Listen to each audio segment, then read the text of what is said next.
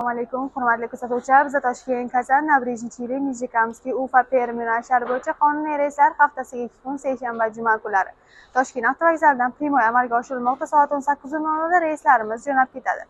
Undan tashqari Toshkent, Moskva, Chibaksa, Nijniy Novgorod yo'nalishlari bo'yicha esa bizda dushanba, seshanba, payshanba, juma kunlari reyslarimiz amalga oshiriladi. Moskva shahrining Kotelnik metrosigacha avtobuslarimiz jo'nab ketadi.